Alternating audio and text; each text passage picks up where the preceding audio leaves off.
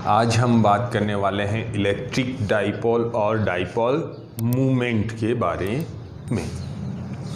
देखिए, electric dipole क्या होता है इसके बारे में पहले अपन बात करेंगे। देखिए, हमारे पास दो चार्ज, अपने पास कितने चार्ज हैं? 2 पॉइंट चार्ज हैं। दोनों की वैल्यू इक्वल होगी। वैल्यू इक्वल होने का मतलब दोनों का मैग्नीट्यूड सेम होगा और दोनों की पोलैरिटी डिफरेंट होगी, यानी ऑपोजिट पोलैरिटी के चार्ज होंगे। एक चार्ज पॉजिटिव होगा तो दूसरा नेगेटिव होगा। एक पॉजिटिव टाइप का होगा, दूसरा नेगेटिव टाइप का। बट दोनों की वैल्यू का मतलब यहाँ मैग्नीट्यूड से है। दोनों का मैग्नीट्यूड क्या होगा? इक्वल होगा। और दोनों की सेपरेशन डिस्टेंस भी स्मॉल होती है। दोनों की सेपरेशन डिस्टेंस क्या होती है? बहुत ही स्मॉल होती है। तो यहाँ अपन बात करें, देखिए ये वाला एक पॉइंट चार्ज है -Q, एक दूसरा पॉइंट चार्ज है +Q। दोनों का मैग्नीट्यूड चेक करते हैं। इसका मैग्नीट्यूड भी Q है, इसका मैग्नीट्यूड भी Q है। दोनों का मैग्नीट्यूड क्या है? इक्वल है। ये नेगेटिव पोलैरिटी का है, ये पॉजिटिव पोलैरिटी का है। तो कैसे होंगे? इक्वल मैग्नीट्यूड और ऑपोजिट चार्ज हो गए। इक्वल मैग्नीट्यूड और ऑपोजिट चार्ज। ये जो इनका सेपरेशन डिस्टेंस है, वैसे जनरली इसको हम 2a से रिप्रेजेंट करते हैं। ये बात हम आगे करेंगे कि इसको 2a से रिप्रेजेंट क्यों करते हैं। ये सेपरेशन डिस्टेंस कितना हुआ? 2a। तो ये जो 2a जो डिस्टेंस है, ये क्या होगी? बहुत ही स्मॉल वैल्यू होगी। 2a क्या होगी? बहुत ही स्मॉल वैल्यू होगी।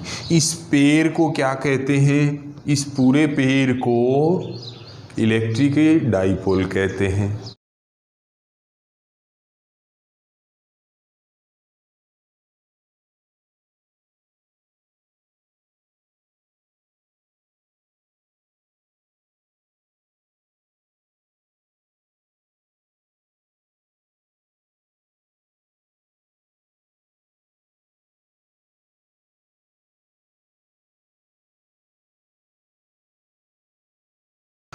ये थी बात इलेक्ट्रिक डाइपोल की।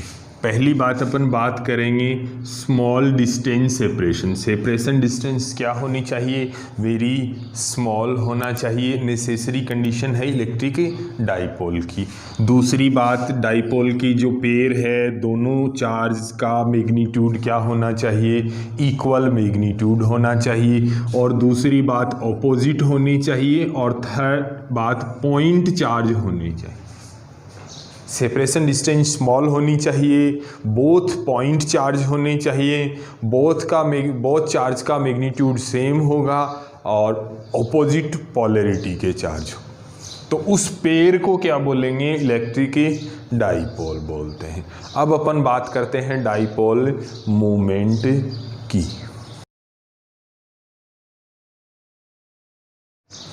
ये हमारा इलेक्ट्रिक डाइपोल बनाते हैं हम यहाँ पर। ये देखिए इलेक्ट्रिक डाइपोल, ये -Q चार्ज हो गया और ये वाला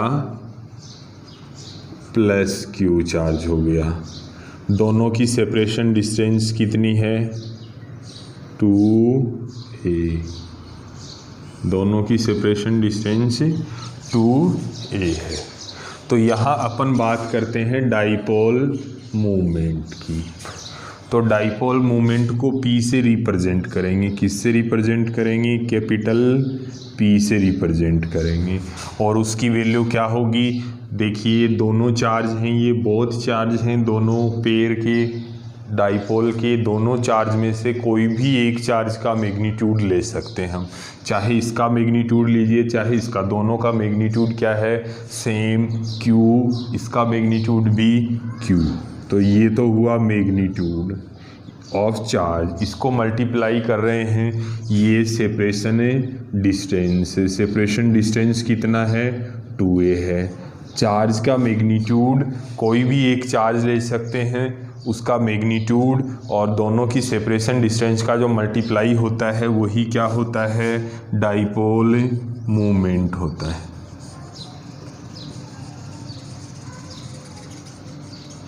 तो यहाँ डाइपोल मोमेंट की डेफिनेशन इसी बिहाफ पर हम लिखने वाले हैं। देखिए क्या लिखेंगे।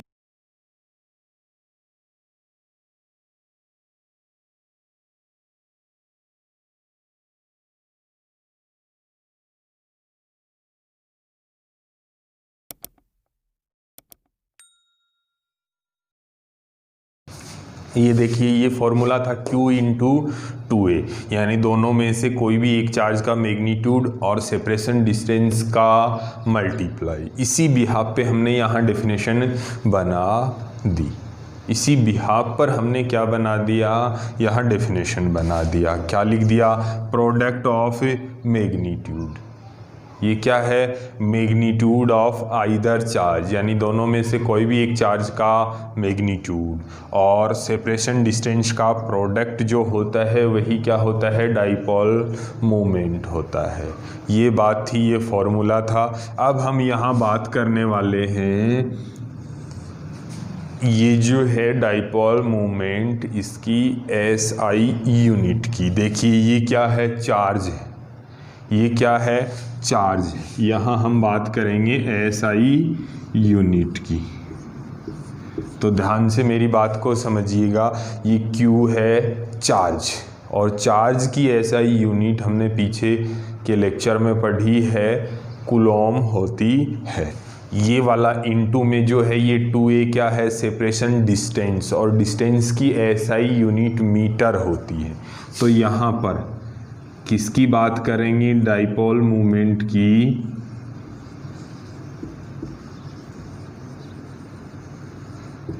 SI यूनिट क्या हो जाएगी, कूलॉम इंटू मीटर हो जाएगी। क्यू के बिहाफ पे कूलॉम और ये सेपरेशन डिस्टेंस तो मीटर हो जाएगी।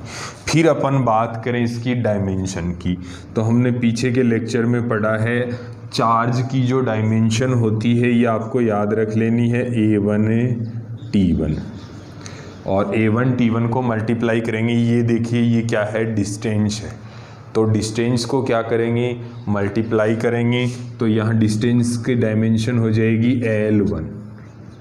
तो ये डायमेंशन होगी, इसको M0 L1 T1 A1 ऐसे भी लिख सकते हैं। A1 T1 किसकी हो गई, चार्ज की डायमेंशन होगी, और ये सेपरेशन डिस्टेंस है, इसके लिए L1 यूज होगा। अब अपन बात करने वाले हैं कि ये जो डाइपोल मोमेंट है ये वेक्टर क्वांटिटी होता है। डाइपोल मोमेंट क्या होता है, वेक्टर क्वांटिटी होता है। तो इसकी डायरेक्शन किधर होगी, हम इसके बारे में बात करेंगे। तो इसके बारे में लिख रहे हैं,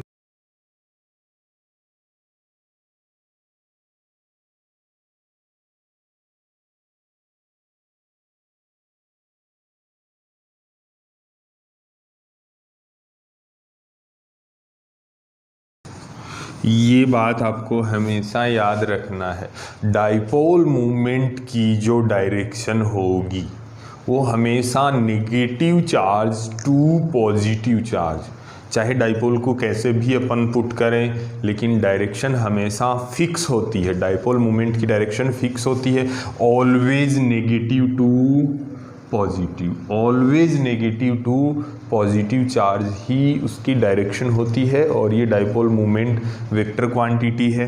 तो यहाँ पर हम इसका वेक्टर रिप्रेजेंटेशन करेंगे। तो देखो ये वाली डायरेक्शन किसकी हो गई, ये वाली डायरेक्शन हो गई डाइपोल मोमेंट P की डायरेक्शन इधर हो गई। तो हम यहाँ क्या करेंगे, P vector equals to Q into 2a पर क्या लगा देंगे, सेपरेशन डिस्टेंस को क्या बना देंगे, दोनों के बिटवीन जो डिस्टेंस है 2a, इसको क्या बना देंगे, वेक्टर, और वेक्टर फॉर्म में ऐसे लिखेंगे P vector equals to Q dot 2a vector. और ये बात हमेशा याद रखोगे, always negative to positive charge. उसके बाद हम बात करने वाले हैं कुछ फैक्ट्स के बारे में। देखिए ये है हमारा इलेक्ट्रिक डाइपोल। तो डाइपोल की सेपरेशन, टोटल सेपरेशन डिस्टेंस क्या होती है, 2a होती है। तो यहाँ दोनों का मिडल पॉइंट जो है ये वाला पॉइंट, इसको सेंटर बोलते हैं। इसको क्या बोलते हैं? Centre of dipole. डाइपोल का क्या हो गया? सेंटर हो गया। तो ये वाली डिस्टेंस भी क्या हो जाएगी? ए, और ये भी ए। इजीली हमने इसको 2a डिस्टेंस क्यों लिया? क्योंकि हम इसको पार्ट्स में डिवाइड करेंगे तो इजीली ए और यहाँ भी स्मॉल ए, ये भी स्मॉल ए, इजीली डिवाइड हो जाएगी। तो ये जो पॉइंट होता है डाइपोल का, मिडल पॉइंट होता है, उसको सेंटर ऑफ डाइपोल बोलते हैं। और 2a डिस्टेंस जो है ये कंसीडर की थी हमने 2a। इसको 2a से कैसे रिप्रेजेंट किया हमने, ये बात समझने वाली है। तो ये इसीलिए किया ताकि उसको डिवाइड करें 2 पार्ट में तो इजीली डिवाइड हो जाए ए। ठीक है, ये सेंटर हुआ। अब अपन बात करते हैं डाइपोल एक्सिस की। किसकी बात करते हैं? Dipole axis. देखिए डाइपोल में कितने चार्ज हैं? 2 चार्ज हैं, और दोनों की जो जॉइनिंग लाइन है, दोनों को जॉइन करते हैं। जॉइन करते हुए एक लाइन ड्रॉ करेंगे। ये वाली लाइन एक्सियल लाइन होती है, या इसको डाइपोल एक्सिस भी बोलते हैं। तो ये वाली जो जॉइनिंग लाइन है, बोथ चार्ज की जो जॉइनिंग लाइन होगी उसको क्या बोलेंगे? डाइपोल एक्सिस या axial line of dipole.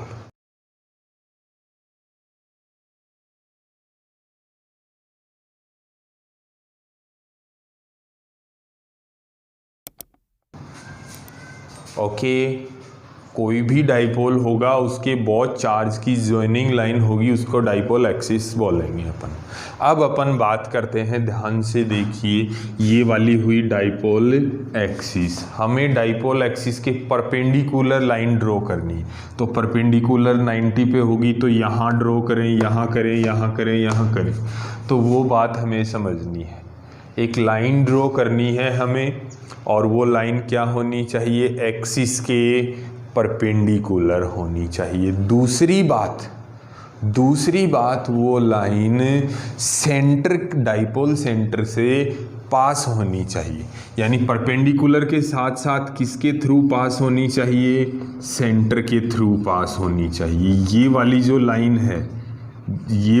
Line है यहाँ से पास हो रही है सेंटर से, और एक्सिस के क्या है?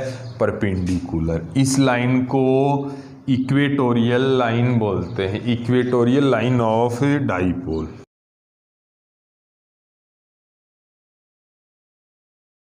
देखिए अपन बात करेंगे इसके बारे में। इक्वेटोरियल लाइन क्या होगी?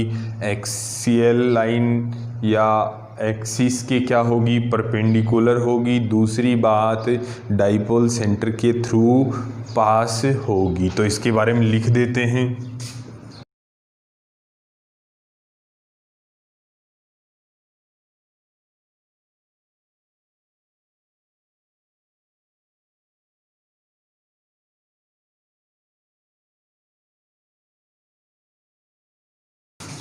ये बात थी the line perpendicular to the axial line. Axial line के परपेंडिकुलर होनी चाहिए and passing through the centre of dipole. तो उसी को हम बोलेंगे इक्वेटोरियल लाइन। ये दोनों बातें, एक्सियल लाइन और इक्वेटोरियल लाइन, आगे हमारे काम में आएंगी।